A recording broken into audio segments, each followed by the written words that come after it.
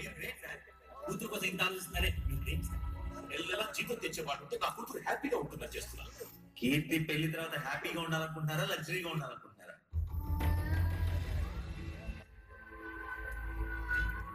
మనకి ఇష్టమైన వాళ్ళు పక్కన ఉంటే పల్లె వెలుగు బస్సులో కూడా చాలా హ్యాపీగా వెళ్తారు సార్. కానీ ఇష్టమైన వాళ్ళు పక్కన ఉంటే బెంచ్ కార్లు కూడా చాలా ఇబ్బందిగా ఉంటారు. మనిషి బతకడానికి కావాల్సింది హ్యాపీనెస్ సార్, లగ్జరీ కాదు. అయినా ఇవన్నీ ఉంటేనే మీ కూతురు హ్యాపీగా ఉంటుందంటే నెలకి 25,000 సంపాదించే మా అమ్మ నాన్న ఎందుకు అంత హ్యాపీగా ఉన్నారు? నెలకి ₹1,00,000 సంపాదించే మీ మధ్య కథతో పెళ్ళై 25 ఏళ్ళైనా ఇంకా టీవీ తెలుసు మాట్లాడుతున్నారు. వాళ్ళ మధ్య ఉన్నది వీళ్ళ మధ్య లేనిది ఏంటో తెలుసా సార్? ప్రేమ. ఫ్యాక్టరీలో జరిగిన యాక్సిడెంట్ లో మా నాన్న కాలు విరిగితే రాడ్ వేసారు. ఆయన ఉద్యోగపోయారు. మా అమ్మ పెద్దగా చదువుకోపోయినా కష్టపడి జాబ్ సంపాదించి అప్పటి నుంచి ఇంటికి పోషించారు. అయినా మా అమ్మకి మా నాన్న మీద ఎంతో కూడా ప్రేమ తగ్గలేదు. ఎందుకు తెలుసా సార్? వస్తువులు, ఆస్తులు, ఉద్యోగాల మీద ప్రేమ. వాటితోనే పోతుంది. మనిషిని ప్రేమిస్తే పర్వాలేదు సార్.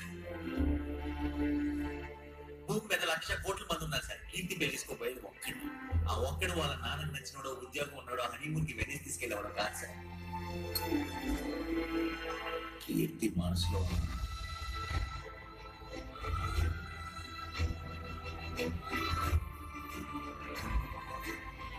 కీర్తికి నచ్చినోడు.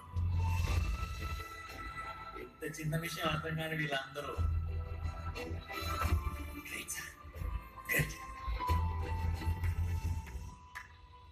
ఇప్పుడు మొత్తం మీద పెద్ద మనిషిగా మీరు డిసైడ్ చేయండి సార్. కీర్తిని ఆడ పెళ్లి చేసుకోవడం కరెక్టా, నేను పెళ్లి చేసుకోవడం కరెక్టా? ఒక్క విషయం చెప్పండి సార్. మీ అల్లుడు తను ప్రేమించిన అమ్మాయిని చేసుకోవడం కరెక్టా? కొంచెం కూడా ప్రేమ లేని మీ అమ్మాయిని చేసుకోవడం కరెక్టా? మీ దగ్గర ప్రేమ ఉంటుందని అనుకుంటే 1000 రకాలుగా ప్రూవ్ చేస్తుండేవాడిని. మీరు అడగల. ఈరోజు కన్ను ముందున్నప్పుడు అడిగారు.